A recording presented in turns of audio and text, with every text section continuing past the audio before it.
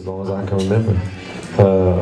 I first got my record deal in 2004, right before Used to Love You and Ordinary People came out. My first album, Get Lifted. You got that one? Yeah. But you know, even before that, it took me about 5 or 6 years to get a record deal.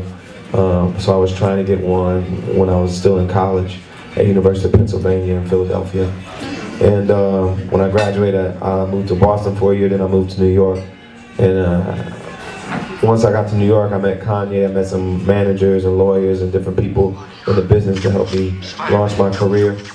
And then I finally got signed in 2004 and put my first album out at December 2004. Awesome. That was an awesome album too. As you guys know, we got a new single with Rick Ross called Who Do We Think We Are? Yeah. And you know, I'm excited about the album. I think y'all gonna love it. It's gonna be a good record for Chicago, I think. Yeah. Yes. Why Chicago? Okay. I don't know, y'all just like that good soul music in Chicago. You're right. You're exactly right. You gonna hit a note for us? I don't know about that. I'm gonna eat some lunch. Anybody else got any questions? Yeah, I have a question. Yes, If you man. weren't singing, what would you do?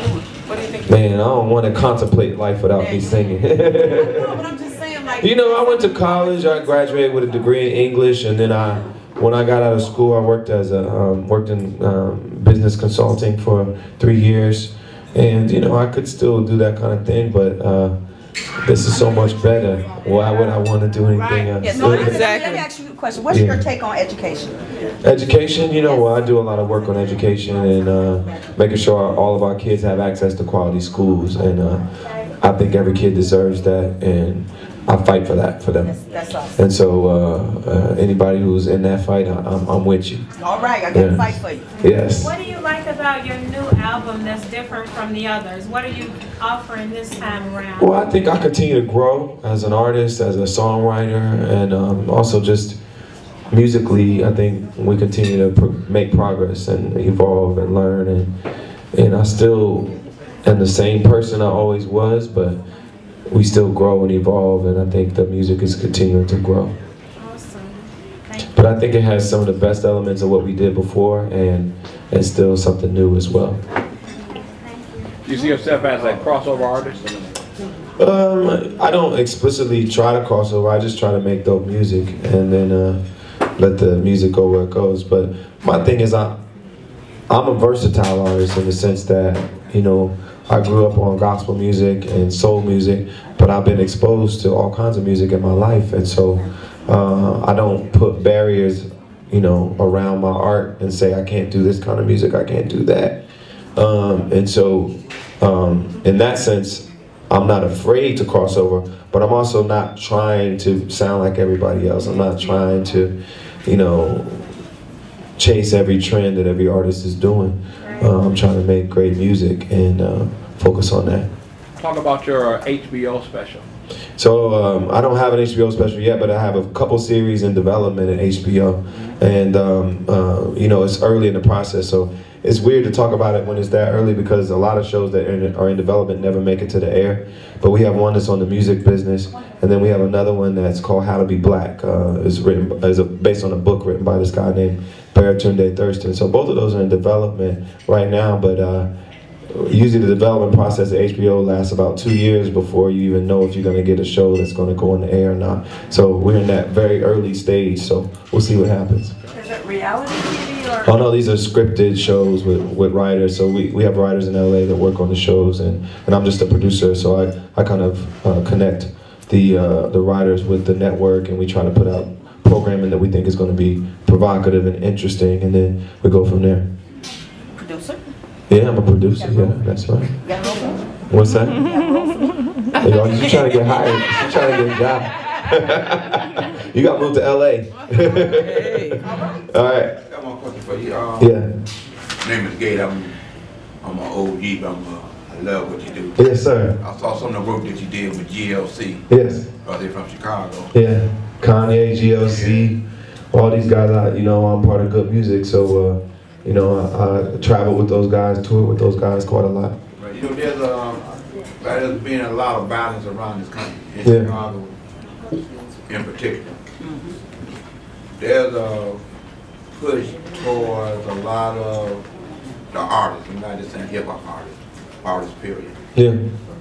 to lend yourself by virtue of your following to let them know the importance of education and loving one another. The reason I'm saying that, when we see what Lil Wayne did with the piece about Emmett Till, everyone was upset, including myself. But then I looked at a brighter side of it. He had a 5 million followers. 4 million even know who Emmett Till was. They end up finding out who he was because of the mistakes that he made. Yeah. Well, you know, all of us as artists, you know, when we putting out lyrics and we putting out music to the world, you know, they're listening, they're paying attention to what we say. So we have some power, and we can use that power for good, and we can use it for not good. And I try to use mine for good. That doesn't mean every artist is going to be an angel. We don't need all our artists to be angels, because part of what we like about them is that they, you know, a little bit gangster, a little bit dangerous, a little bit rebellious. We don't want everybody to be an angel. Music wouldn't be that interesting. But I still think everybody should know that when they put music out, that it's out there in the world. So whatever you put out in the world, you know, it's going to have some impact. And so you should choose wisely, you know. That's what you do with Rick Ross when we kick me off. Yeah. Yeah. Yeah. Any more questions? Yes.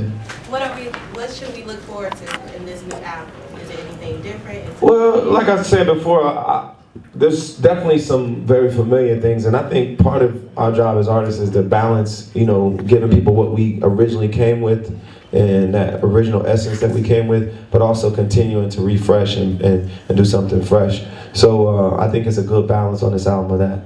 And I worked with a lot of the same producers that I've worked with over the years, like Kanye and a few other people that worked with me from very early on.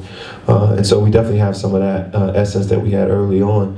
But we also work with some new young producers that help bring the sound forward. So I think it's a good combination of old and new. Are you working on Kanye's album too?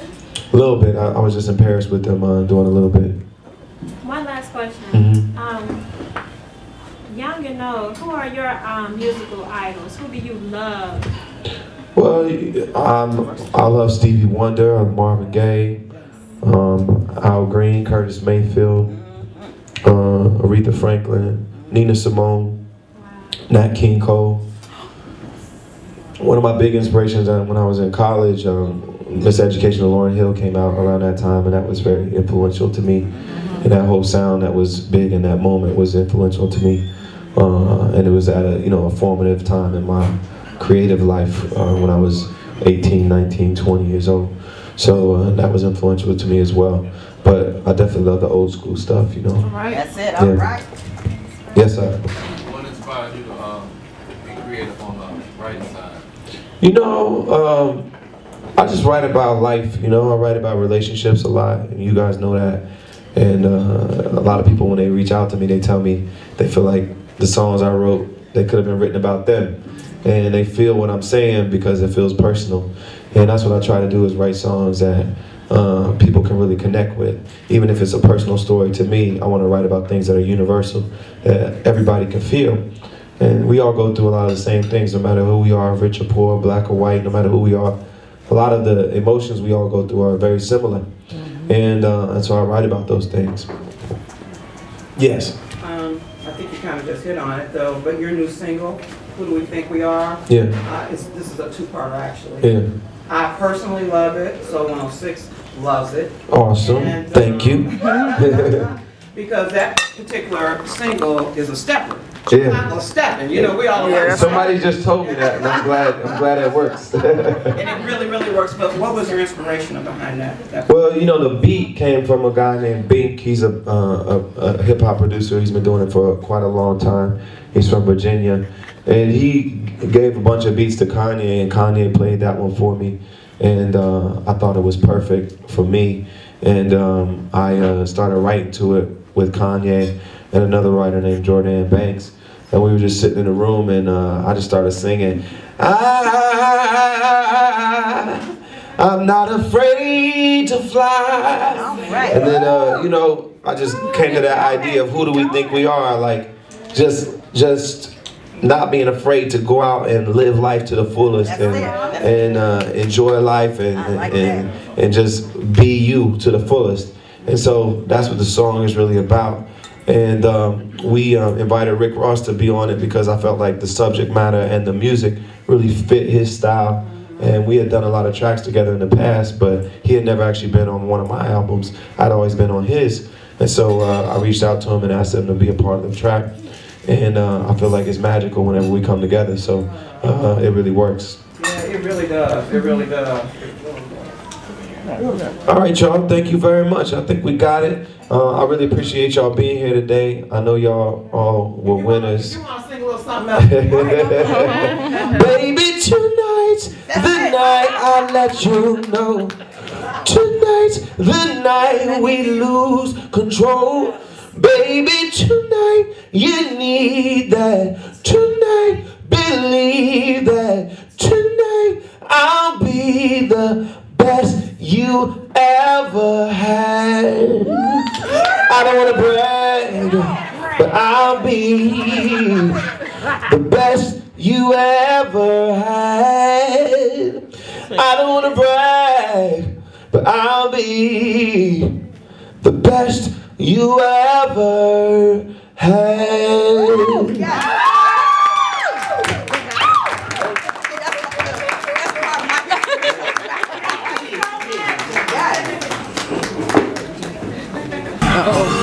Y'all running. I'm about to see this is going on my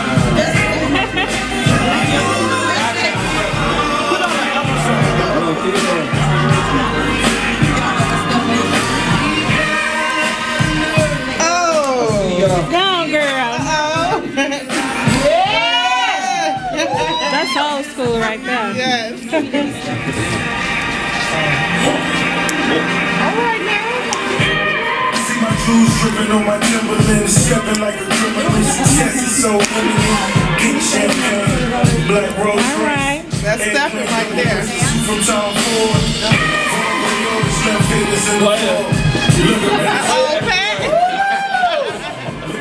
That's what I do. You got to fight. No. All right. Send me in the truck, another 40 on. Got me living like I'm Told you that's a part of the stuff regular. Yes, it is. See trips the real, only the highest grade like trees that I Got it? If you hear? No. I gotta learn in private before. Okay,